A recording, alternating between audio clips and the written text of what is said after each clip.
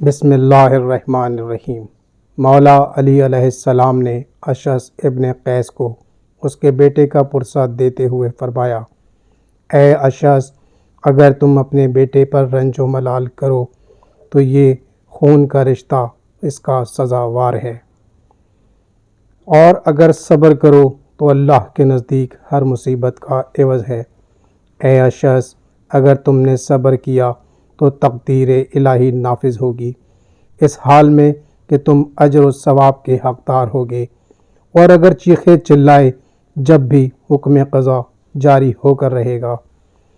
تمہارے لیے بیٹا مسرت کا سبب ہوا، حالانکہ وہ ایک زحمت و آزمائش تھا، اور تمہارے لیے رنج و اندوہ کا سبب ہوا، حالانکہ وہ مرنے سے تمہارے لیے اجر و رحمت کا باعث بنا ہے۔